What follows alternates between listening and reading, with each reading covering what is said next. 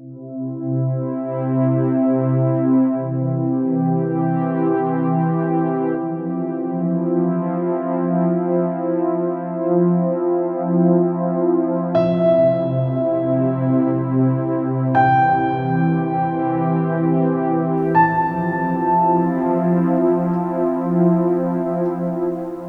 all the grave markers in the Old City Cemetery, his is easily the most remarkable.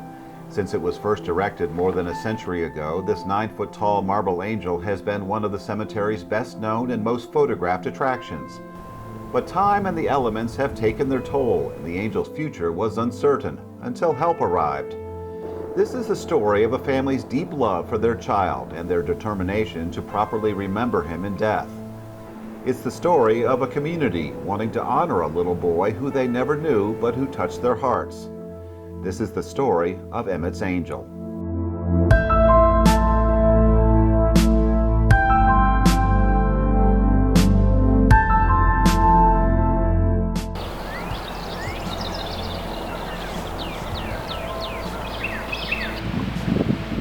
The Old City Cemetery, Lynchburg's historic burial ground. It's 27 acres, the final resting place for thousands of our earliest citizens, each of whom helped to shape the Lynchburg of the 21st century. I mean, this cemetery is integral to this history of our city. This was the first public cemetery. It is the oldest currently active cemetery in the city of Lynchburg. We have 20,000 people buried here. And interestingly, 2/3 of those are African Americans, so it's very significant for African Americans. These are the people who built Lynchburg, literally, people from all walks of life, doctors, nurses, teachers, many ministers, farm workers, factory workers. Just to begin with, half of Lynchburg in the 19th century was African American. So they had a huge presence here and contributed in every way you can imagine to the city. But it also was an incredibly challenging time because until 1865 you had the institution of slavery, in every aspect of the city, and then you had sort of a brief window with Reconstruction of some progressive changes, but then Jim Crow really intervened starting the 1880s and 90s, and it just was incredibly difficult to be here, to live here, and to face that discrimination and those indignities. It was also a time of disease, poverty, and death. In the early part of the 20th century, America's infant mortality rate, especially among African Americans, hovered around 10%. Sudden, unexpected death was something many families were all too familiar with. Especially until antibiotics and what we consider modern medical care, infant mortality was high. We estimated that 1/3 of the people buried here in the cemetery were children and infants under the age of 4. So it's not unusual at all that Emmett Jefferson Jr. here is buried here and is in the family. What's unusual is that he has such a grand monument because most of the infants here have nothing left behind them. As a matter of fact, there were times when infants were just left wrapped up in cloth at the gate, and the caretaker would come in one morning and just find an abandoned child or a foundling child here. Sometimes they just had little wooden crosses, or there are anecdotes about just seeing toys on little mounds in the cemetery indicating a child had been there. So he's really special that he got such a grand marker, and really, you might say, the grandest of all the markers here. So the children's graves here, while numerous, can also be hard to find. Many of their markers are small, simple stones that give no clue to the identity of the person buried beneath, which is what makes the grave of 2-year-old Emmett Hamilton Jefferson so unique.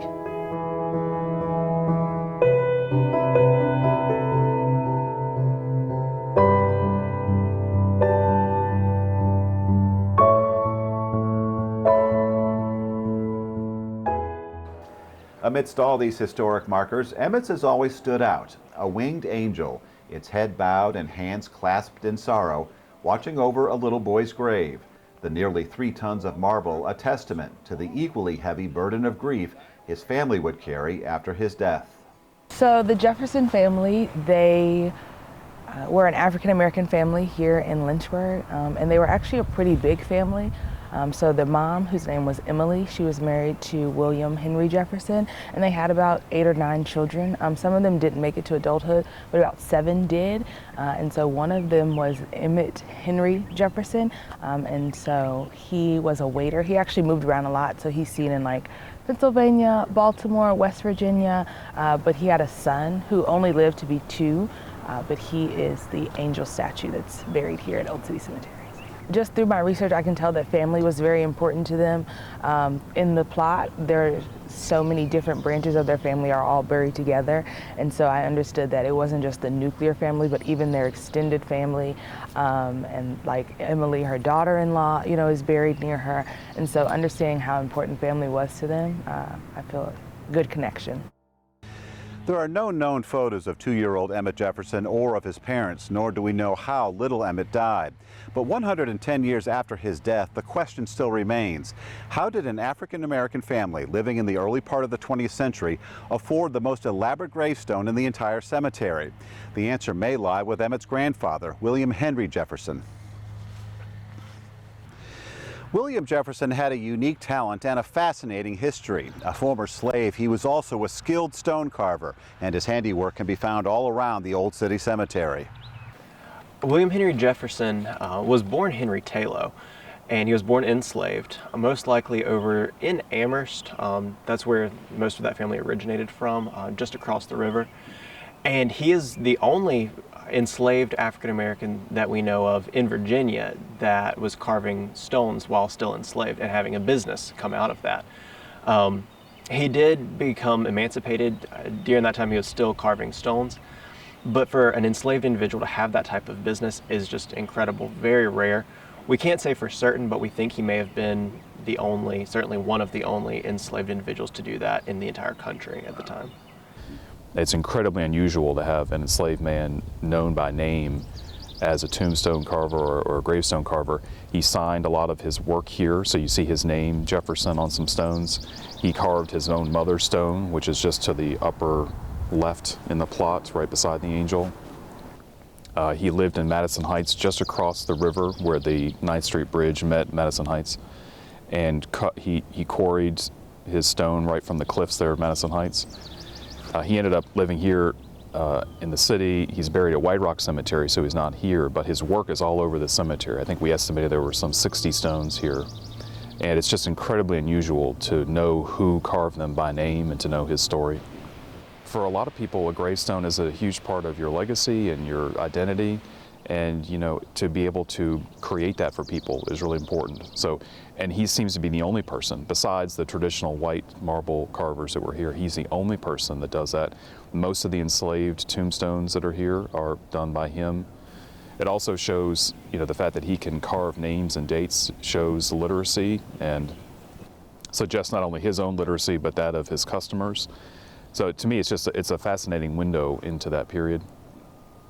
William Henry Jefferson died before his grandson was born, but historians believe his connections in the monument industry may have helped his family afford to buy the angel for Emmett. Yeah, there are a few theories. One theory is that it was actually given to them out of respect for William because he was such a great stone carver and had carved so many stones. A few people think that it was given to them, but also another theory is that during that turn of the century, eccentric gravestones were just going out of style, and so they got it for a pretty low cost because the angel was just so large and grand, and no one, you know, there are trends through everything, and so at that time, just large statue gravestones were going out of style. Mm-hmm. We don't really know for sure how they got it. You know, it could be that they just worked really hard and saved their money. It could be that because the grandfather was a tombstone carver himself, that the infant's grandfather, that somehow he had connections with the people at the marble yard. It could also be that she mentioned that stylistically and in terms of just fashion trends, this was considered less fashionable in its day in 1909 when he died. And it could be that it was discounted in some way. It's hard to say. The statue itself was more popular, the style of it was more popular in the late Victorian era, had kind of gone out of vogue by the time that Emmett Jefferson passes away. So it had probably been sitting on a showroom floor, so to speak, for a number of years and hadn't been purchased. So through connections that the family may have still had from when their father, William Henry Jefferson, would have been in the stone carving business, That may have led them to acquire the stone, or also the wealth that he was able to earn throughout his stone carving career was able to purchase that stone. That's very unusual for this cemetery. Really, it's the only stone like that we have.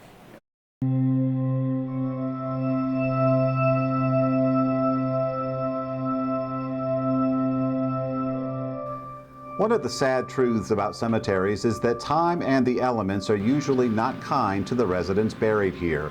As the years pass, things like the weather and burrowing animals will often lead to the earth underneath the marker shifting or collapsing, and that causes tombstones to lean, crack, or even topple over. Maintaining them is a constant battle for the cemetery's caretakers.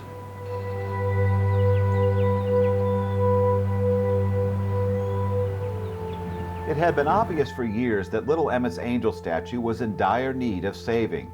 A groundhog burrow had hollowed out the earth beneath the statue and his father's grave next to it, to the point where the angel was now tilting at a precarious angle, and cemetery staff were worried it would eventually topple over, destroying both graves. You know, I've been here as the director at Old City Cemetery for 3 years now, and I have this whiteboard in my office where I make a list of projects, long-term projects, short-term projects. Fix the leaning angel has been on my list ever since I got here.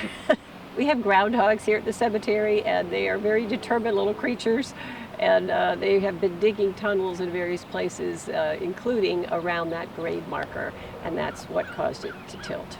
Yeah, what really concerned me was the groundhog damage underneath. I never felt like the angel was in danger of toppling, immediately, but what worried me was the groundhog damage underneath and human remains being disturbed. And occasionally we would see parts of coffins come out of the groundhog hole and, small pieces of bone. And you never want to see that. And there's nothing more disrespectful to a family than that. It was also incredibly challenging because, in the city there are things you can and can't do to capture groundhog, and we tried, but it was a challenge. Winter's always a tough time. The cold weather causes other stones to break. We're constantly fighting the forces of nature, whether it's a windstorm comes through, knocks a limb out of a tree and it hits a stone. We've lost many to that are cracked. Heavy rains, they can do that as well. Other groundhogs, things like that. And we have a dedicated team of volunteers that comes here, and for the smaller stones we're able to take to a workshop we have set up. They repair them there. They're very skilled, do a great job with that. The larger stones, we come out here to the grounds, repair them on site. But for something as big as the angel, it's outside the ability to do that in their workshop or out here, so we had to look for another avenue to get that restored. Restoring it, however, would be a fairly expensive proposition. But help arrived in the form of an online contest sponsored by the Virginia Association of Museums, asking residents to vote on the state's most endangered artifacts. The one receiving the most votes would earn $1,000 towards its preservation. The story of Emmett's angel touched thousands of hearts all across the country, and he soared to victory. It was a really fantastic opportunity. Of course, with the pandemic, funding for everything has been a little bit more limited, harder to come by. Donations haven't been quite as frequent, so we were looking for different grants, avenues to earn the money for this, and the Virginia Association of Museums always hosts a Most Endangered Artifacts competition. And typically that's just a general call for any sort of artifact, but this year they were more intentional on looking for artifacts from the underrepresented communities of American history. And so we thought it was an absolutely perfect avenue for us to submit the angel as that artifact. And the competition was very tight. We were up against some other fantastic artifacts that are equally as important, some other fantastic museums. And so we were nervous a couple times that we might not win the competition, but Lynchburg as a community rallied, our volunteers rallied. They were sending out the word, sharing it on Facebook, sharing all sorts of things. And we even got reports of Friends of OCC, Friends of Lynchburg, as far out as California, voting for the angel and voting for its restoration. I'm just so grateful that people took interest in it and that people supported it the way they did. I mean, people all across our community voted for it to win the award it did. People chipped in and, donated in kind to make this happen. They showed up at every stage of this. I think it says a lot about our community, and I think it's wonderful to see people come together this way. I think just the significance of the child and the emotions that elicits I think really drew people to the story. That love of the family, even though the grandfather would never have met his grandson, in a way, I think it shows the love of family transcends time. And so what he did in life for his family benefited not only his children, but also his grandchildren. And just so that, that love that transcends the ages, I think that's what really drove people and their emotions to the story.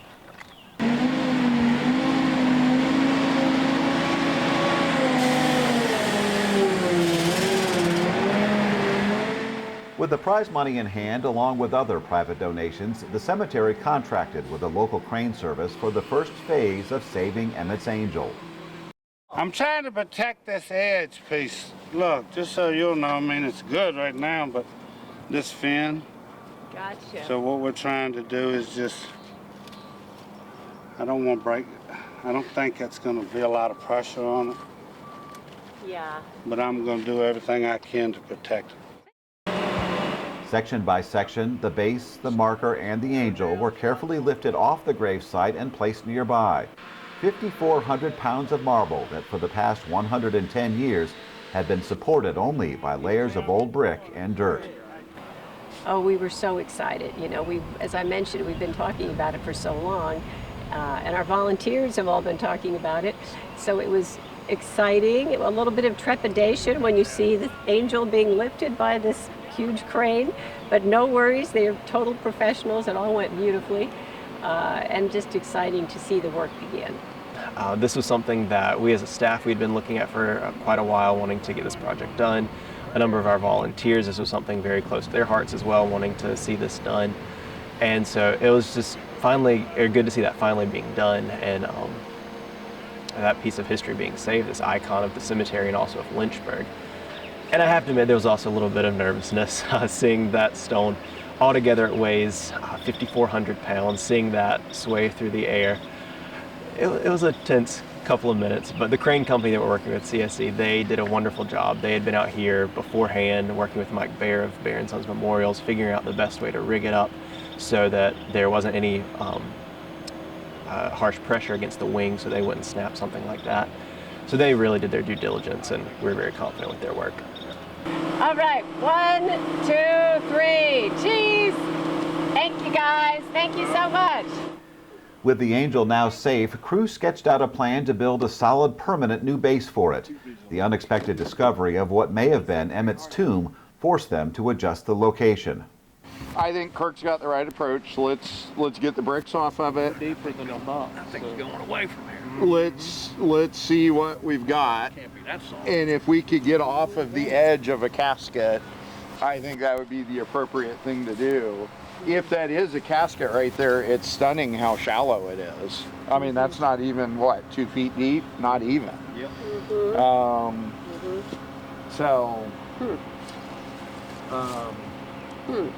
Yeah, I think we need to see what's under there, but that sure sounds hollow when they're striking away at it. Our plan is we're going to come straight along this tabletop over and come out about 6 inches to get to secure this grave right here. Go down 2 feet, come over to where this monument where the angel was sitting, go straight across, go down 2 feet and pour a little wall. Huh?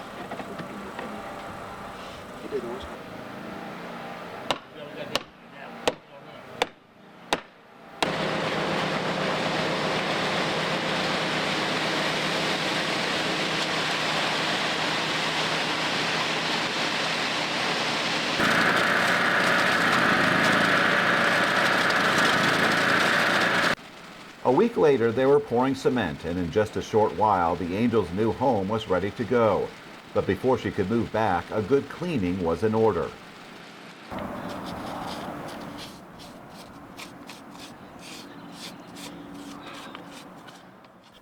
It was a sort of midlife crisis that led Alicia Williams to discover she had a talent for cemetery conservation. Now she is the area's go-to person for helping to restore old gravestones to something close to their original glory. It brings me, for myself personally, it brings me a lot of peace. It gives me a way to download my thoughts, but I like taking something that looks like it's, gone, like just old and grimy and yucky, and you make it look new and pretty again. I feel protective. I feel like I'm giving their stories a chance to be told again. I'm giving them a chance to be remembered, where otherwise they might have been forgotten. Being able to tell a story of somebody buried in a cemetery that you walk past every day for your whole life, and you finally are able to tell their story. They become something more. It's not just somebody who's buried, it's somebody who's buried in the ground. You recognize that they had a life, they had an impact on the earth, and their existence mattered in some way. I mean, enough to have a stone put up and have it marked. And why shouldn't we remember it in some way? The angel tells his story.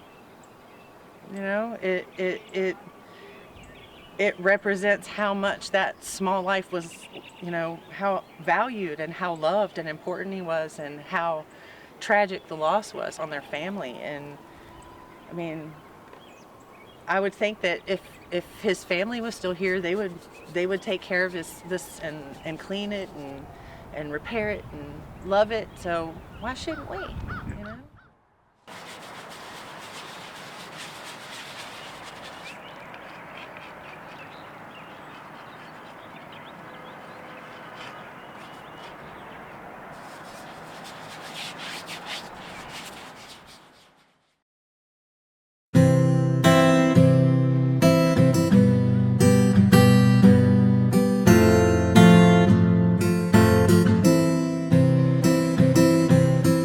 Several days after the angel got her scrubbing, everything was in place for her to resume her post above little Emmett's grave.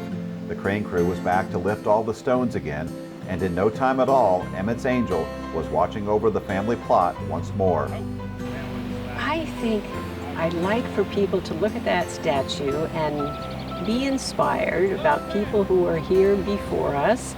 People loved their families and children just like we do today.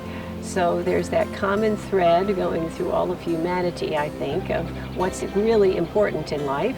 Your family is clearly one of those things, and to see that and make a connection to people of the past.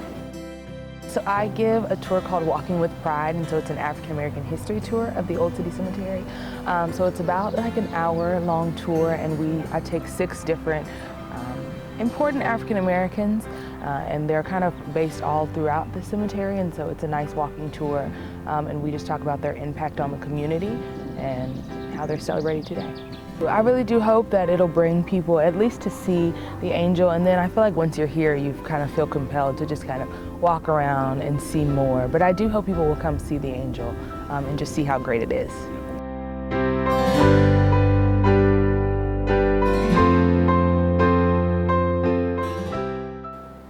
The folks at the cemetery say Emmett Jefferson's story, his angel, and the attention it continues to get opens the door for visitors to learn more about the burial ground, its inhabitants, and Lynchburg's rich African American history. And in that respect, little Emmett, whose life was as brief as it was, can rightfully take his place among the more influential citizens in Lynchburg's history. And that family that put that stone there, they did that out of the love of their hearts. They probably never realized the impact that it would have in teaching so many different people, in being a point of pride for the community, and what that community would have become. They probably would never have guessed it's the way it is today. So it's just such an amazing piece in the cemetery. You think of the saying, a little child will lead them, and we have this beautiful angel statue to honor our little Emmett. So it's really been wonderful to see that come to fruition.